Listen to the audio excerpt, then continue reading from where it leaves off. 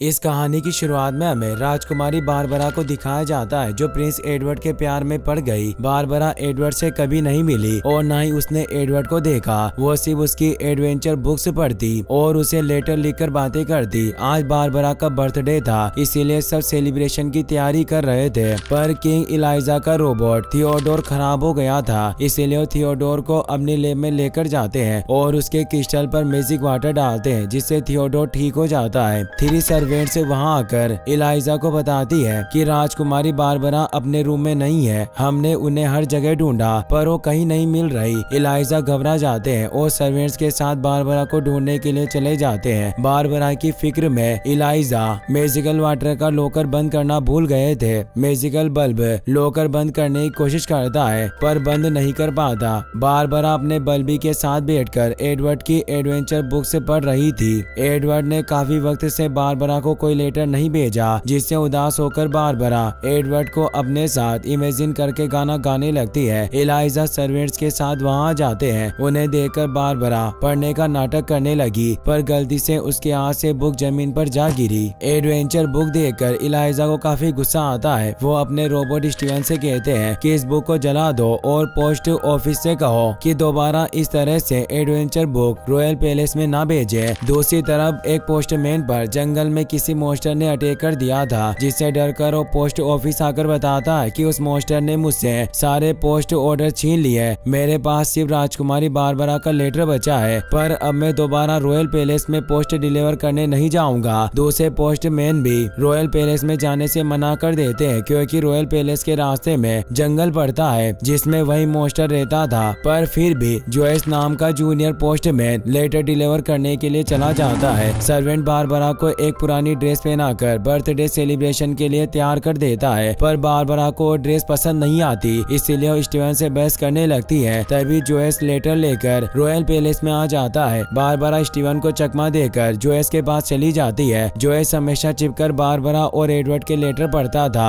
वो बारबरा से कहता है कि अगर तुमने मुझे किस नहीं किया तो मैं तुम्हारे फादर को बता दूंगा कि तुम छिपकर एडवर्ड को लेटर भेजती थी। अचानक स्टीवन वहां आकर बारबरा से लेटर छीनने की कोशिश करता है। उससे बचकर भागते हुए बारबरा के हाथ से लेटर छूट जाता है। लेटर थ्रोन पर जाकर गिरता है और इलाइजा लेटर पढ़ लेते हैं, जिससे उन्हें काफी गुस्सा आता है। बारबरा उन्हें समझाने की कोशिश करती है कि मैं एडवर्ड से प्यार करती हूँ। इलाइजा कहते हैं कि आज तुम 16 साल की हुई हो, अभी तुम सिर्फ एक बच्ची हो और अभी से प्यार करने की बात कर रही हो। तुम कुछ भी कर लो, पर इस वक्त मैं तुम्हें उस प्रिंस के पास नहीं भेज सकता। कुछ वक्त में सेलिब्रेशन शुरू होने वाला है, इसलिए तैयार हो जाओ। ये कहकर वहाँ से चले जाते हैं। अपने फादर को परेशान करने के लिए वो खुद को सजा देती है और अपनी ड्रेस काटकर अपने बाल भी छोटे कर लेती है। जोयस रॉयल पैलेस में घूमते हुए इलाइजा की लैब में पहुंच जाता है। वहाँ उसे मैजिकल वाटर मिलता है। जोयस वाटर बोतल लेकर उसे देखने लगता है। अचानक इलाइजा वहाँ जाते हैं। उन्हें देखकर जोयस डर जाता है और उसके हाथ से वाटर बोतल जमीन पर गिर जाती है, जिसकी वजह से वहाँ काफी एनर्जी रिलीज होती है और आसपास की बिजली बंद हो जाती है। पर कुछ वक्त में सब नॉर्मल हो जाता है। इलाइजा जोयस से वाटर बोतल मांगते हैं, मगर जोयस बोतल देने से मना कर देता है और वाटर को जमीन पर गिराने की धमकी देकर उनसे पैसे मांगता है। इलाइजा घबरा जाते हैं। वो कहते हैं कि तुम सोच भी नहीं सकते कि तुमने अपने हाथ में क्या पकड़ा है। तुम्हें जो कुछ भी चाहिए मैं तुम्हें देने के लिए तैयार हूँ, बस वो बोतल मेरे हवाले कर दो। जोयस गहरी सोच में डूब जाता है और उसे ख्याल आता है कि वाटर बोतल के बदले वो राजकुमारी बारबरा से शादी कर लेगा, इसलिए वो इलाइजा से भी शादी की बात कह देता है। कुछ वक्त में पार्टी शुरू हो जाती है और बारबरा सबके सामने आती है, पर सभी उसकी हालत देखकर शॉक्ड हो जाते हैं। इलाइजा कहते हैं कि यह ड्रेस तुम्हारी मॉम की थी, जिस वजह से मैं तुम्हें हर बर्थडे पर इसे पहनने के लिए कहता हूँ, पर आज तुमने इसे बर्बाद कर दिया। बारबरा को काफी बुरा लगता है। इलाइजा सबके सामने अनाउंसमेंट करते हुए कहते हैं कि आज मेरी बेटी की शादी है, इसीलिए मैंने आप सबको यहाँ बुलाया। बारबरा की शादी जूनियर पोस्टमैन जोयस से होने वाली है। सब हैरान हो गए, यहाँ तक कि बारबरा को भी समझ नहीं आता कि अचानक इलाइजा उसकी शादी करवाने की बात क्यों होने लगी। जोयस स्टेज पर आकर शादी के बारे में बात करने लगता है। बारबरा जोयस से शादी नहीं करना चाहती, इसीलिए वो अपने हॉर्स को वहाँ बुला लेती है और उस पर बैठकर रॉयल पैलेस से भागने लगती है। जोयस भी अपनी बाइक लेकर उसका पीछा करने लगता है, मगर बारबरा के स्कार्फ से वो नीचे गिर जाता है। बारबरा जंगल में भाग जाती है। आगे जाकर बारबरा भी एक पेड़ से टकराकर बेहोश हो जाती है। जोयस जोएस वहाँ आकर बारबरा को बोरे में डालकर वहाँ से जाने लगता है, लेकिन तभी मॉन्स्टर वहाँ जाता है जिसका नाम बोगी होता है। उसे देखकर जोएस बहुत ही ज्यादा डर जाता है और बारबरा को छोड़कर अपनी जान बचाने के लिए भागता है। भागते हुए वो खाई से नीचे गिर जाता है और उसके हाथ से वाटर बोतल गिर जाती है। वाटर की एक बूंद क्रिस्टल के ऊपर गिर जाती है जिससे वो क्रिस्टल ग्लो करने लगता है। जैसे ही जोएस उस क्रिस्टल को टच करता है उसे एक जोरदार झटका लगता है और उसका हाथ काम करना बंद कर देता है। इससे जोएस हैरान हो जाता है। बोगी बारबरा को लेकर अपनी केव में चला जाता है। अगली सुबह बारबरा को होश आता है। वो ब्लबी के साथ केव देखने लगती है। अचानक बोगी जाग जाता है। बारबरा उसे शांत करके केव से जाने लगती है, पर बोगी उसे वहाँ से नहीं जाने देता।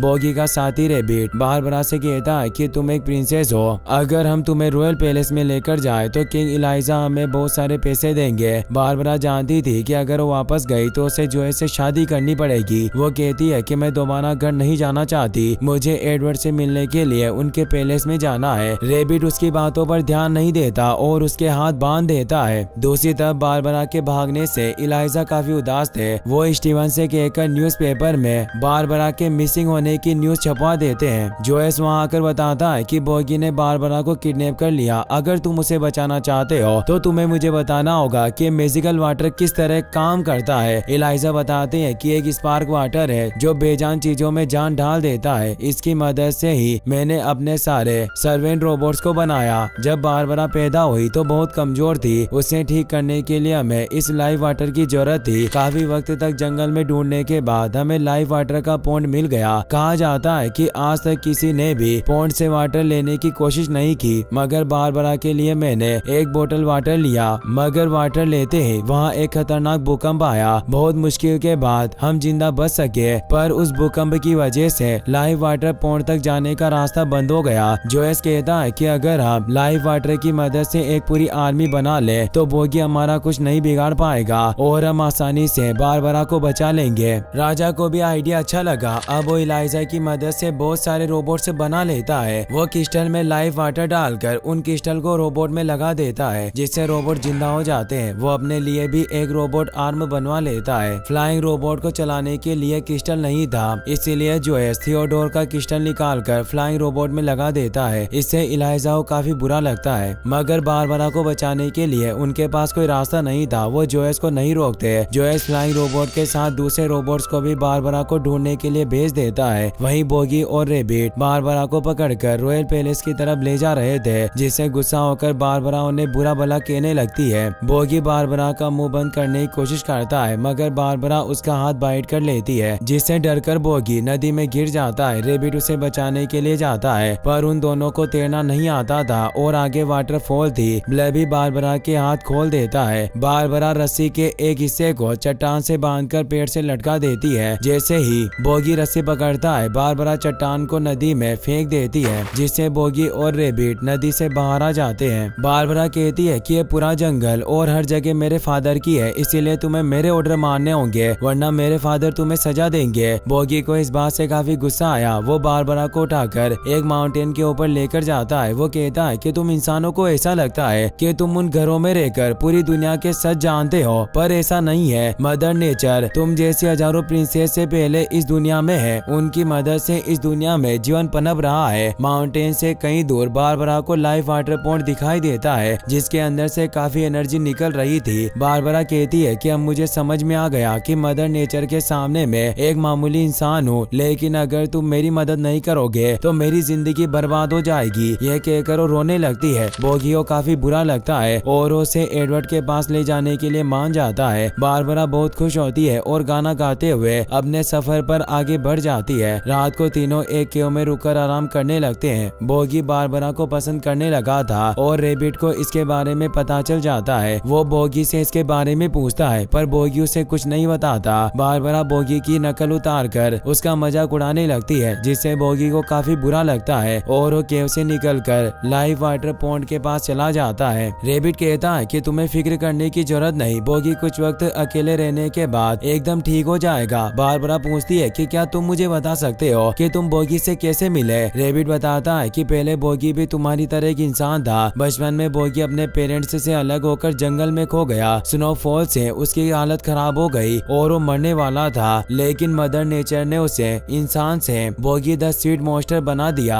बोगी हमेशा जंगल और जानवरों की रक्षा करता। वो लोगों को पेड़ काटने से रोकता ताकि जंगल इसी तरह हरे भरे रह सके। बारबरा पूछती है कि अगर तुम जंगल की रक्षा करते हो तो जंगल में आने वाले लोगों को डराकर उन्हें क्यों लूटते हो, और आखिर तुम्हें पैसों की क्या जरूरत है। रेबिट कहता है कि अगर हम लोगों को डराना बंद कर दे तो इंसान जंगल में आकर कचरा फैलाएंगे, इससे जानवरों को काफी परेशानी होती है। इसके अलावा हमें पैसों से कोई प्यार नहीं, हमें बस पैसों को आग में जलते हुए देखना अच्छा लगता है। यह कहकर वो एक नोट आग में डाल देता है। अब दोनों सो जाते हैं, जबकि जोएस की रोबोट आर्मी उनकी केव के पास पहुंचकर उन्हें ढूंढने लगती है। अगली सुबह बारबरा को बोगी कहीं नहीं दिखाई देता, इसीलिए वो रेबिट के साथ उसे ढूंढने लगती है। मगर एक रोबोट डॉग उन्हें देख लेता है और बारबरा पर हमला करने के लिए आता है। रेबिट वक्त रहते रोबोट डॉग के ऊपर चट्टान गिराकर तोड़ देता है। रेबिट कहता है कि तुम्हारे फादर ने इस रोबोट को बनाया, इसे देखकर ऐसा लगता है कि तुम्हें मारना चाहता था। तुम्हारे फादर सच में बहुत बुरे इंसान है। बारबरा कहती है कि तुम मेरे फादर के बारे में कुछ नहीं जानते, भले इस रोबोट को उन्होंने बनाया होगा पर वो कोई बुरे इंसान नहीं है। रेबिट कहता है कि एक बार कुछ वुल्फ्स ने मेरे ऊपर अटैक कर दिया था,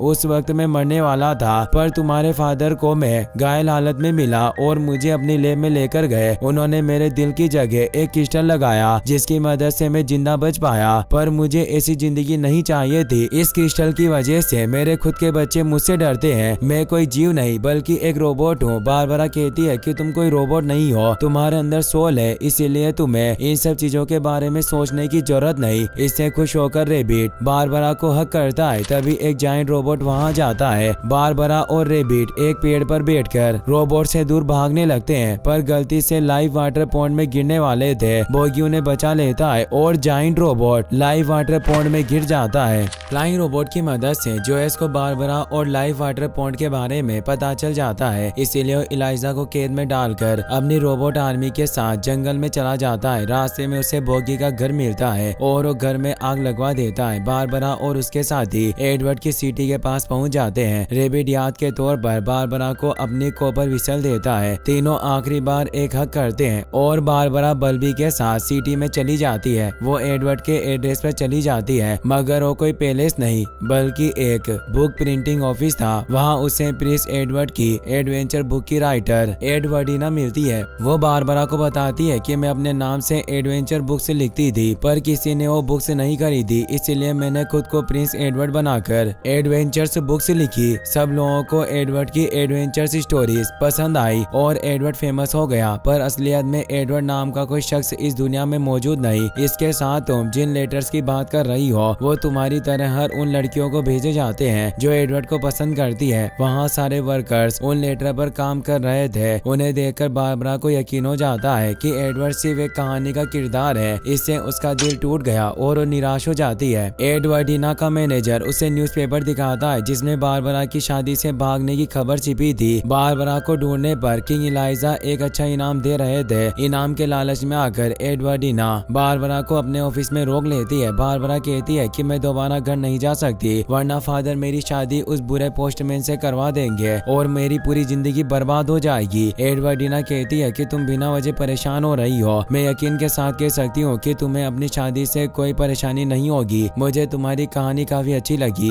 जिसमें बोलने वाला रेबिट और एक बोगी मॉन्स्टर है। अगर मुमकिन हुआ तो मैं इस कहानी पर एक बुक जरूर लिखूंगी। यह कहकर वो बारबरा को एक रूम में बंद करके वहाँ से चली जाती है, जिससे बारबरा का दिल फिर से टूट गया। वो उदास होकर बैठ जाती है। बल्बी वहाँ आता है। वो बारबरा को कॉपर विसल बजाने के लिए कहता है ताकि बोगी और रेबिट वहाँ आकर उसे आजाद कर सके। बारबरा विसल बजाने लगती है, पर विसल उसके हाथ से छूटकर बिल्डिंग के नीचे गटर में गिर जाती है। बल्बी के पास कोई रास्ता नहीं था, इसीलिए वो खुद बोगी के पास जाकर उसे बारबरा के खतरे में होने के बारे में बताता है। रेबिट और बोगी को अपनी केव में लगी आग के बारे में पता चल जाता है। रेबिट जंगल में जाकर आग लगाने वाले लोगों को सबक सिखाना चाहता था, मगर बोगी बारबरा की मदद करने के लिए सिटी में चला जाता है। वो बिल्डिंग के ऊपर चढ़कर विंडो तोड़कर रूम में चला जाता है। उसे देखकर बारबरा बहुत खुश होती है। दोनों वहाँ से जाने लगते हैं, पर मैनेजर और गार्ड्स गन लेकर उनके सामने आ जाते हैं। मैनेजर बारबरा को वापस रूम में जाने के लिए कहता है, जिससे बोगी को काफी गुस्सा आया और वो जोर जोर से रोर करने लगता है। इससे डरकर मैनेजर बोगी को शूट करने लगता है, लेकिन एडवर्डिना वहाँ आकर उसे रोक देती है। वो बारबरा और बोगी को वहाँ से भेज देती है। मैनेजर पूछता है कि आखिर आपने प्रिंसेस को यहाँ से क्यों जाने दिया, अब हमें इनाम के पैसे नहीं मिलेंगे। एडवर्डीना कहती है कि तुम बेवकूफ हो, हमने अपनी आंखों से एक मॉन्स्टर और प्रिंसेस का लव कनेक्शन देखा, इससे ज्यादा मुझे कुछ नहीं चाहिए। जहाँ तक की रही बात पैसों की, तो हम बारबरा और बोगी की स्टोरी की मदद से बहुत सारे पैसे कमाएंगे। दूसरी तरफ स्टीवन सर्वेंट्स के साथ मिलकर एक रोबोट का क्रिस्टल चुराकर थियोडोर को जिंदा कर देता है। वो सब साथ मिलकर इलाइजा को केस से आजाद करते हैं। जोयस को रोकने के लिए इलाइजा ने एक सुपर रिमोट बना लिया था।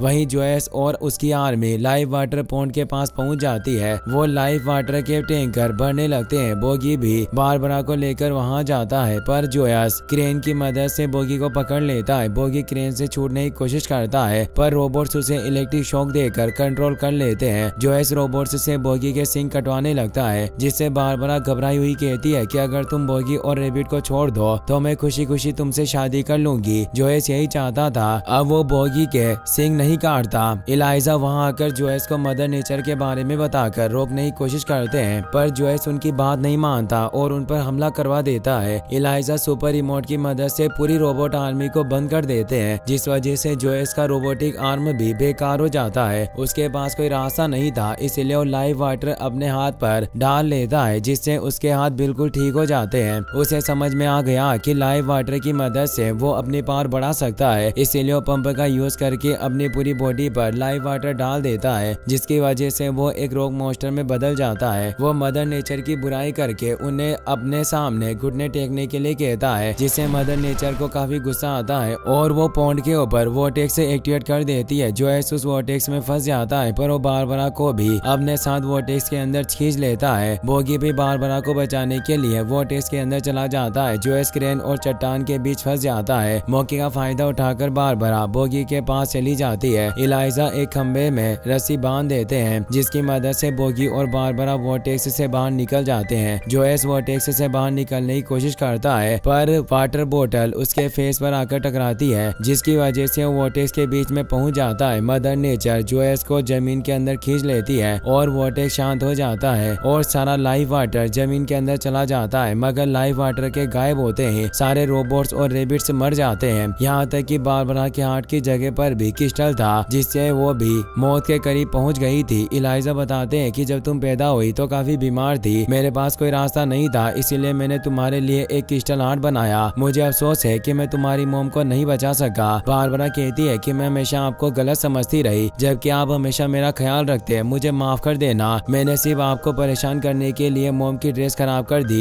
ये कहते हैं बारबरा की भी डेथ हो जाती है, जिससे दुखी होकर इलाइजा रोने लगते हैं। बारबरा और रेबिट को अपनी आंखों के सामने मरता देख बोगी को बहुत बुरा लगता है। वो मदर नेचर से कहता है कि मैंने आपके कहने पर इतने सालों तक जंगल की रक्षा की, अगर आज किसी की जान लेना जरूरी है तो आप मुझे मार दीजिए, पर बारबरा और बाकी सब लोगों को जिंदा छोड़ दीजिए। तभी वहाँ एक वोटेक्स क्रिएट हो जाता है। उसकी एनर्जी से बोगी पत्थर की मूर्त बन जाता है, जबकि बारबरा और क्रिस्टल से चलने वाले सब लोग जिंदा हो जाते हैं। बारबरा बोगी को नहीं भूली, वो हर रोज बोगी से मिलने के लिए जंगल में आने लगी। उसके प्यार को देखकर मदर नेचर दोबारा पॉन्ड को लाइव वाटर से भर देती है, जिसकी वजह से बोगी जिंदा होकर एक इंसान बन जाता है। इससे बारबरा बहुत खुश होती है और बोगी को हक करती है। इसी के साथ मूवी की हैप्पी एंडिंग हो जाती है। वीडियो पसंद आई हो तो अपने दोस्तों के साथ शेयर करना और सब्सक्राइब करें।